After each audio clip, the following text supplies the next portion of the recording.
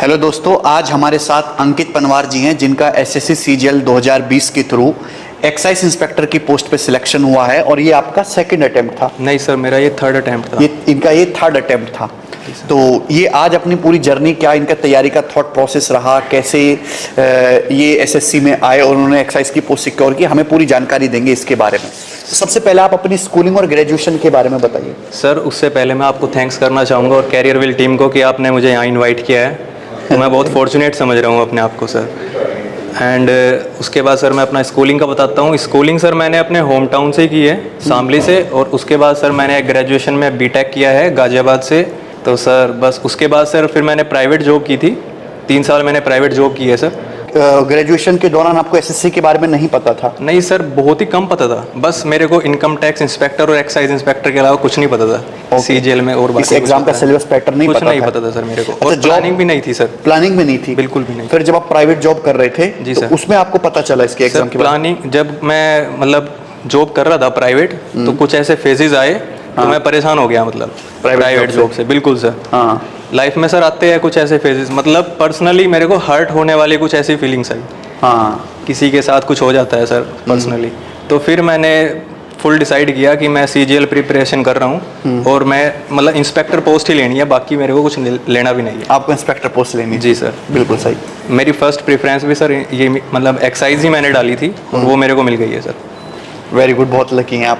Thank you. तो उसके बाद आपने ऑफलाइन कोचिंग साथ के साथ की थी? ऑफलाइन कोचिंग सर मैंने जॉब के साथ ही की थी, क्योंकि मुझे पता था कि मेरी फाइनेंशियल कंडीशन मतलब इतनी नहीं थी कि मैं अब जॉब करने के बाद जॉब छोड़ के दिल्ली में स्टे करूं और मैं 1-2 साल दिल्ली में रहूं। और मैं ये भी नहीं चाहता था कि मैं अब घर वालों पे बर्डन डालूं। वो मेरे को पहले ही मतलब बीटेक में करा चुके थे, तो इसलिए मैंने यहाँ जॉब के साथ मैंने प्रिपरेशन करके फिर मैं घर चला गया था सर फुल टाइम प्रिपरेशन के लिए। फिर मैंने घर से ही प्रिपरेशन की है और आपका ऑनलाइन बैच मैंने लिया था स्पेशल, जो 8 था आपका बैच प्री प्लस मेंस का फर्स्ट बैच। हाँ, वो छोटे भाई ने लिया हुआ था, तो मैंने उसके साथ ही वो प्रिपेयर किया। और फिर मेंस के लिए मैंने आपका 2019 वाला मेंस का बैच मैंने आपका लिया था। उससे सर बहुत हेल्प हुई है। मतलब पहले सर क्या हो गया था कि नॉलेज तो थी, मतलब क्वेश्चन आते थे मुझे, लेकिन स्पीड नहीं थी। 2018 वाले मेंस में मेरे 100 मार्क्स थे सिर्फ मैथ्स में। मैथ्स में केवल 100 मार्क्स थे मेंस में सर। हाँ। तो मुझे पता चल गया था कि मेरी स्पीड नहीं है। हाँ। क्योंकि मैं हर क्वेश्चन को, एक तो मॉक की मेरी स्ट्रेटेजी भी सही नहीं थी, मैं हर क्वेश्चन को अटेम्प्ट करके चलता था। स्किप करने की तो आर्ट नहीं थी सर वो। हाँ, लेकिन अब ऐसा होने लगा था लास्ट में कि 5 सेकंड में पता चल जाता था कि क्वेश्चन मैं कर सकता हूँ या नहीं कर सकता। और वो सब प्रैक्टिस से ही होता है सर। और सर आपका बैच 3 बार पूरा फुल प्रैक्टिस किया है, मतलब बुक का कोई मैंने लिया ही नहीं रेफरेंस। आपने मैथमेटिक्स के लिए कोई बुक नहीं सर मैंने किया। ओके। और सर नोट्स मैंने वेल मेंटेन्ड किए थे अपने, और उन्हीं को रिवाइज किया। और आपका बैच मैंने 3 बार रिवाइज किया सर। 2019 वाला मीन्स वाला। मैं इंग्लिश पढ़ता ही नहीं था फुल टाइम, बस मैथ्स करता था। तो इंग्लिश फिर आपकी कैसे तैयार हुई? इंग्लिश में सर मेरा स्कोर इसलिए कम भी है, मतलब 154 ही था मेंस में। वो मैंने कई बार रिवाइज की। लेकिन हाँ, जैसे 12 घंटे पढ़ रहे थे तो उसमें से 9 घंटे मैथ्स के लिए जा रहे थे सर। अच्छा। हाँ सर, उसमें से इंग्लिश के लिए सिर्फ 3 घंटे, जैसे कि 1 घंटा वो कैप पढ़ लिया, क्विज वगैरह दे ली, बस क्विज वगैरह दे दिए। बाकी मैथ्स को ही जाता था सर सारा टाइम। तो आपने मैथ्स पे पूरा अपना फोकस दिया? जी सर। एक तो मैथ में इंटरेस्ट भी आ रहा था। हाँ। और सर आप पढ़ा रहे थे तो और भी ज़्यादा इंटरेस्ट आ रहा था मेरे को। अच्छा। इंटरेस्ट किस वजह से आ रहा था? इंटरेस्ट सर, एक तो आपका जो मतलब आप पढ़ाते हो ना, तो स्पीड बहुत बढ़ती है आपके साथ पढ़ने में।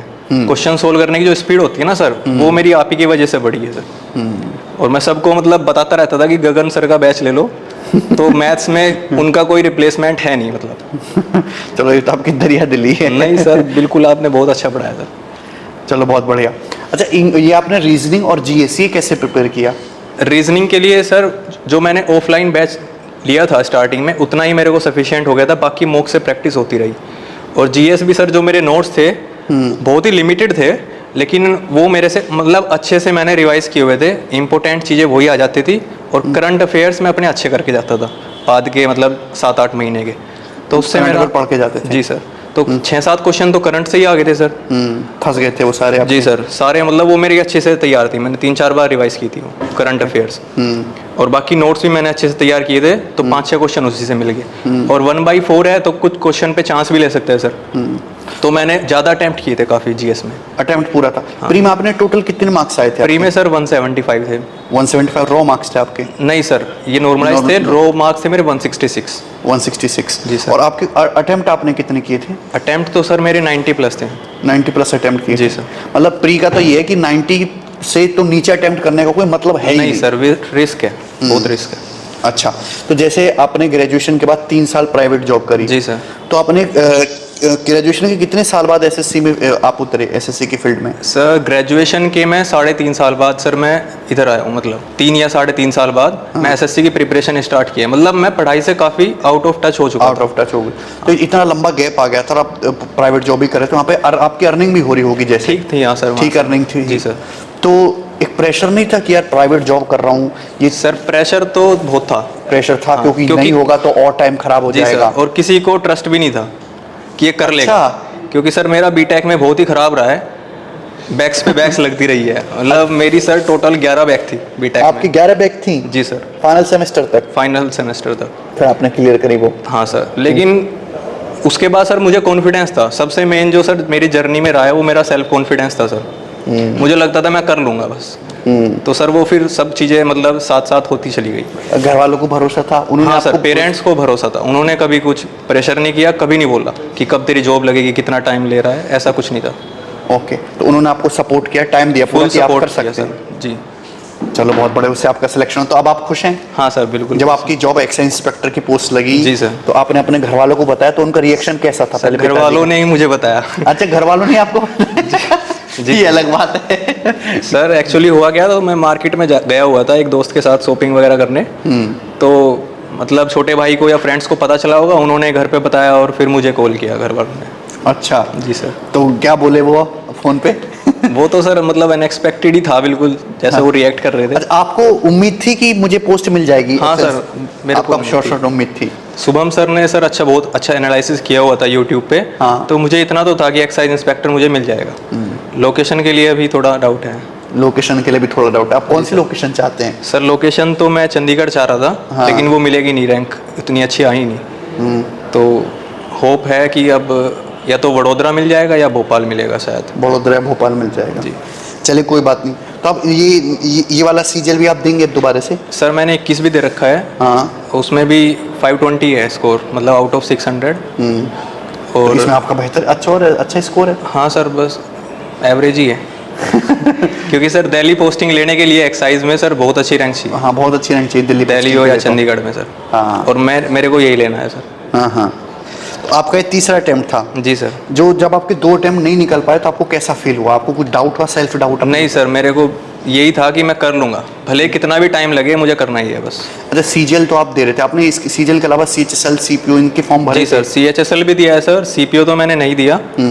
और बाकी बैंक्स के एग्जाम भी काफ़ी सारे दिए हैं। यूपी स्टेट के दिए हैं सारे, SSSB के दिए हैं। लेकिन उनमें इतनी एनर्जी आ नहीं रही थी, मतलब कहीं 0.1 से रह गया। अभी CHSL में मेरा 0.1 से रह गया था सर, 2018 वाले में। अच्छा। हाँ सर, 0.1 से ही था पूरा। तो लेकिन मुझे पता था कि CGL में जाना है मेरे को, मतलब मेरी पूरी स्ट्रेटेजी CGL के लिए थी। तो यहाँ फुल एनर्जी आ रही थी। उधर नहीं हुआ तो भी इतना मतलब मेरे को कोई परेशानी हो नहीं रही थी सर। चलो बढ़िया बात है। ये आपको जैसे प्राइवेट जॉब कर रहे थे और आपने बताया कि इंस्टेंट 2-3 आपके साथ खराब हुआ, अच्छा एक्सपीरियंस नहीं रहा, तो आपके मन में फिर SSC CGL की ही प्रिपरेशन करने का ख्याल क्यों आया? सर मैंने आपको बताया था कि मेरे को 2 पोस्ट के नाम पहले से ही पता थे, एक तो एक्साइज इंस्पेक्टर और एक इनकम टैक्स इंस्पेक्टर। बीटेक के टाइम पे सर। और सुना था इनका मतलब थोड़ा अच्छा रहता है, तो फिर मेरे को लगा कि यही करना चाहिए। और मेरे पास कोई ऑप्शन नहीं था सर। पावर वाली पोस्ट? हाँ नहीं सर, ऐसा भी कुछ नहीं है। लेकिन थोड़ा रेस्पेक्ट मिलती है सर। हाँ, इनकम टैक्स और एक्साइज में रेस्पेक्ट ज़्यादा मिलती है। जी सर। चलो बहुत बढ़िया। वहाँ पे जॉब सर प्राइवेट में बहुत चैलेंजिंग हो रही थी। और कई बार ऐसा हो रहा था, आप अपना फुल 100% दे भी दो, लेकिन मान लिया कोई काम नहीं हो पाया तो आपको सुननी पड़ती है बॉस की। तो वहाँ मुझे फिर मतलब मैंने स्विच किया इधर गवर्नमेंट। आपने घर पे रह के भी तैयारी की कुछ टाइम? जी सर, मैंने फुल टाइम सर घर पे ही तैयारी की है। मतलब ऑफलाइन कोचिंग के बाद आपने ऑनलाइन तो घर पे रह के पढ़ा? जी सर। तो घर पे रह के तैयारी करने में आपको क्या चैलेंज आया, या ज़्यादा आपको सुविधाजनक लगा घर पे तैयारी करना? सर मेरे को तो ज़्यादा बेनिफिशियल रहा कि मैं घर रहा, क्योंकि बाहर सर एक तो कॉस्टली पड़ता है, स्टे करना कॉस्टली पड़ता है, और सर खाने का सारा अरेंजमेंट देखना, कपड़े धोना, इन सब में भी टाइम जाता है, और मतलब डाइवर्ट भी होता है आदमी।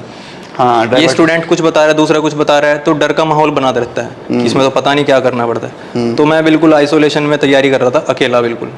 कोई बंदा मेरे टच में नहीं था जो सीजीएल की तैयारी कर रहा हो सर। कोई भी सिंगल बंदा? कोई भी बंदा सिंगल नहीं था। अब तो आपका ग्रुप बन गया होगा एक्सरसाइज वालों का? नहीं सर, अभी मैं किसी के खास टच में नहीं हूँ कुछ भी। अभी किसी खास टच में नहीं है? अब तो टच बनाइए भाई, अब तो जरूरत पड़ेगी आपको। जी सर। लेकिन सर कैरियर विल का बहुत रोल रहा है मतलब मेरी जर्नी में। कैरियर का काफी रोल रहा? हाँ सर, उसी के थ्रू आप ही का क्योंकि बैच मिला है। हाँ जी सर। और मतलब जो मतलब सिलेबस है जो पढ़ाया जाता है वो भी टू द पॉइंट है सर। मतलब इधर उधर की बातें नहीं होती, जैसे अदर मैं देखता हूँ अदर प्लेटफॉर्म पे सर कि मैंने उसका बैच ले लिया, मैं सीधा बोलता हूँ सर कि वो बेकार ही जाएगा फिर। कैरियर विल का ले लो, नहीं तो बेकार ही जाएगा। अच्छा, जैसे आपके तो खैर टच में है ही नहीं स्टूडेंट्स। जी सर। मैं आपसे पूछता वरना कि आपके आसपास के जो स्टूडेंट्स हैं वो कैरियर विल के बारे में क्या सोचते हैं? सर हमारे इधर मतलब जहाँ से मैं बिलोंग करता हूँ तो कैरियर विल का सर बहुत अच्छा है। जैसे 100 बच्चे कोचिंग कर रहे हैं तो ये लगा लीजिए आप कि 90 बच्चे कैरियर विल से कोचिंग कर रहे हैं आज की डेट में। चलो, ये एक विश्वास है स्टूडेंट का। जी सर। लड़कों का ये विश्वास तो है कि कैरियर विल सस्ता और बढ़िया बढ़िया सर, इससे प्लेटफॉर्म है ही नहीं कोई। नहीं सर। असली रेवोल्यूशन किसने लाया है एसएससी की फील्ड में? कैरियर विल ने सर। इस बात को आप सपोर्ट करते हैं? बिल्कुल सर। देखो एक्साइज इंस्पेक्टर भी इस बात को सपोर्ट कर रहे हैं। मैं ये इसलिए नहीं बोल रहा सर, मैं मतलब कैरियर विल के यहाँ पे ऑफिस में आके बैठा हूँ। हाँ। मैं बोलता रहता हूँ, लाइब्रेरी ज्वाइन कर रखी है वहाँ पे। तो अच्छा, आपने लाइब्रेरी ज्वाइन करी थी? जी सर, लाइब्रेरी तो ज्वाइन की थी, घर के पास ही है वो, बिल्कुल 5 मिनट का डिस्टेंस है, वॉक इन डिस्टेंस पे ही है। जी सर। ये और बेनिफिट हुआ। जी सर। तो लाइब्रेरी आप मॉर्निंग में ही चले जाते थे और दिन भर वहीं पढ़ते थे? सर मेरा तो सोना पे भी मतलब सोना भी वहीं पे ही था। अच्छा। हाँ, मेरे साथ क्या प्रॉब्लम थी सर, जैसे बीटेक में भी कि मेरे से सुबह उठा नहीं जाता, मेरी अटेंडेंस भी यही 20-30% 40% कुछ ऐसी रहती थी। रात को जागने वाले हैं आप? हाँ सर, रात को जागा जाता था। निशाचर है मेरी तरह ना। हाँ, बीटेक वाले सब ऐसे ही होते हैं ज्यादातर। जी सर। तो फिर सर वहीं पे बिस्तर डाल दिया मैंने लाइब्रेरी में ले जाके, बैग में एक छोटा कंबल ले जाता था मैं और पढ़ा, और रात पे वहीं पे सो गया। तो सुबह क्या होता था, स्टूडेंट आने स्टार्ट हो जाते हैं 6 बजे के टाइम करीब, तो फिर उठ जाता था मतलब थोड़ा शर्म में कि अब तो स्टूडेंट आ गया तो उठना पड़ेगा। तो 6 बजे उठ के फिर घर जाके नहा धो के तैयार होके फिर लाइब्रेरी आ जाता था दोबारा से। हाँ, तो लाइब्रेरी 2 महीने चला है सर। नॉर्मली ज्यादा रूटीन घर पे खाना पीना किया फिर लाइब्रेरी दोबारा से? पहले सर 2 साल तो बिल्कुल घर पे चला है। उस टाइम लाइब्रेरी का हमारे यहाँ इतना कुछ था नहीं। फिर लॉकडाउन से ओपन हुई, मतलब लॉकडाउन के बाद ओपन हुई है सर लाइब्रेरी ज़्यादा, तब मैंने लाइब्रेरी ज्वाइन की। उससे भी बहुत इंप्रूवमेंट आया सर लाइब्रेरी से। डिसिप्लिन से पढ़ना डिसिप्लिन लाता है, डिसिप्लिन लाता है सर।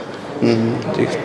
तो लाइब्रेरी में पढ़ना ज़्यादा बेनिफिशियल है? ज़्यादा बेनिफिशियल सर मेरे अकॉर्डिंग तो है। तो वहाँ फ्री इंटरनेट भी मिलता है लाइब्रेरी में? जी सर, फ्री इंटरनेट मिलता है और क्लासेस वगैरह सब आप ले सकते हो वहाँ से। घर पे नेट की भी थोड़ी प्रॉब्लम होती है। अच्छा, कितना कॉस्ट है लाइब्रेरी का वहाँ पे? सर लाइब्रेरी का ये 800 से 1000 का है, उसमें आप 24 आवर्स भी रह सकते हो वहाँ पे। 24 आवर्स भी रह सकते हैं? जी सर। तो जैसे आपकी लाइब्रेरी में माहौल कॉम्पिटिटिव एग्जाम का? कॉम्पिटिटिव एग्जाम है सर, सब कॉम्पिटिटिव एग्जाम वाले बंदे हैं ज़्यादातर। तो मतलब जैसे स्टेट गवर्नमेंट की है। हाँ, स्टेट गवर्नमेंट के स्टूडेंट्स और एसएससी वाले भी काफ़ी है। काफ़ी हैं जी। ओके। अच्छा, प्रीवियस ईयर की जो मोटी मोटी किताबें हैं, 10 गणित की, इंग्लिश की हैं भाई, रीजनिंग की भी है सर, आती हैं, और जीएस की भी प्रीवियस ईयर की तो इतनी मोटी किताब है ना, क्वेश्चन खा के इतनी मोटी हो चुकी है वो। और उसमें से सर हो सकता है ना भी आए, मतलब 10-15 नंबर का आ गया, उसके लिए हम इतनी मोटी बुक पढ़ रहे हैं, तो वो कॉस्ट बेनिफिट नहीं है सर। हाँ, तो आपने ये सब किताबें सॉल्व करी थी? नहीं सर, मैंने नहीं की सर। मैंने सर कोई बुक सॉल्व नहीं किया सर प्रीवियस ईयर की? नहीं सर, केवल मॉक्स और सिलेबस मॉक्स दिया है सर, और आपकी सर वीडियोस और सिलेबस कंप्लीट किया अपना। और सर न्यूज़पेपर भी पढ़ा है मैंने, 2-3 महीने न्यूज़पेपर पढ़ा था, तो उससे रीडिंग स्किल्स अच्छी इंप्रूव हो गई थी मेरी। उससे इस फायदा हुआ रीडिंग स्किल? फर्क पड़ता है सर। स्टार्टिंग में तो सर लगता है कि मतलब दूसरे बता रहे हैं तो 10-15 दिन में कि हम कर क्या रहे हैं इससे, लेकिन जब हम कंटिन्यू करते हैं 2-3 महीने तो इम्प्रूवमेंट आने स्टार्ट होते हैं sir. After excise inspector selection होने के बाद जो आपके रिश्तेदार हैं, दोस्त हैं, आपके घर वाले हैं, उनके मन में आपके लिए कैसी छवि है? एक बिहेवियर चेंज हुआ है, रेस्पेक्ट वाली भावना बढ़ी है? हाँ सर, वो लग रहा है थोड़ा रेस्पेक्ट तो आती है सर, रेस्पेक्ट आती है। लेकिन सर सब बोलते हैं ना रिलेटिव जैसे जलते हैं, तो मेरा बिल्कुल उल्टा था। मेरे रिलेटिव सब सपोर्टिव थे और मेरे फ्रेंड्स भी सब सपोर्टिव थे। जी सर। सारे रिलेटिव वैसे नहीं होते, ऐसे होते नहीं सर। होते हैं। हाँ सर, हाँ, रिलेटिव अच्छे भी होते हैं। हाँ।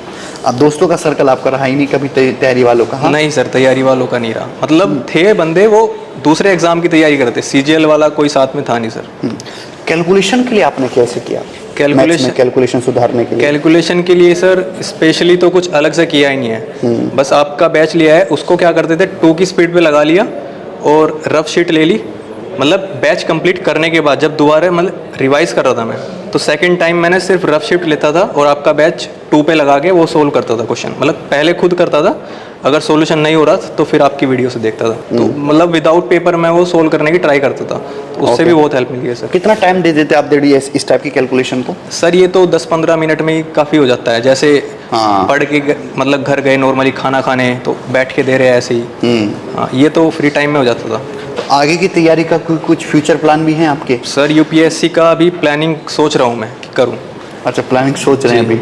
अभी कुछ ज्वाइन वगैरह नहीं किया आपने? नहीं सर, अभी कुछ कोई बैच मैंने सर ज्वाइन नहीं किया है सर। ओके, तो ये जो हमारे स्टूडेंट्स व्यूअर है, जो फ्रेशर स्टूडेंट है, इनको आप क्या सजेशन देना चाहेंगे? सर इनका जब एसएससी का पैटर्न भी चेंज हुआ, ये किस तरीके से तैयारी करें आप चेंज पैटर्न के हिसाब से? सर मैं ये बोलना चाहूँगा, एक तो टू द पॉइंट तैयारी करनी चाहिए हमें, मतलब कंटेंट पे ज़्यादा इधर उधर भागना नहीं चाहिए।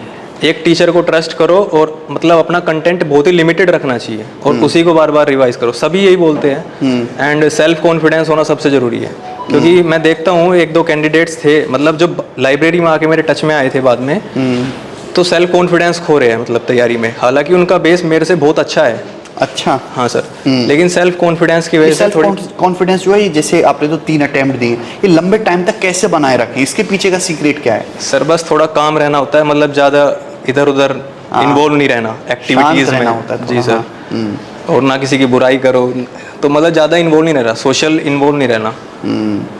और सर अपने आप मतलब एक योगा वगैरह प्राणायाम, इनसे भी सर बहुत हेल्प मिलती है। आप करते हैं? जी सर, मैं पिछले 7-8 साल से कंटिन्यू करता हूँ सर। डेली मॉर्निंग में सर योगा प्राणायाम? जी सर, उससे सर मतलब ये होता है माइंड को बहुत कामनेस फील होती है। मतलब जैसे कोई रिजल्ट नहीं आ रहा, सिलेक्शन नहीं हो रहा, तो आदमी बहुत ज़्यादा पैनिक हो जाता है, तो ये सब चीज़ें से मतलब इन चीज़ों से बचाता है सर ये। शॉर्ट टर्म में तो हमें इसका बेनिफिट नहीं दिखने को मिलता, लेकिन लॉन्ग टर्म में बहुत बेनिफिट है सर। लॉन्ग टर्म में बेनिफिट देखने को मिलता है। चलिए, बहुत अच्छा लगा आपसे बात करके। सर बहुत बहुत थैंक्स, आपने हमें यहाँ इनवाइट किया।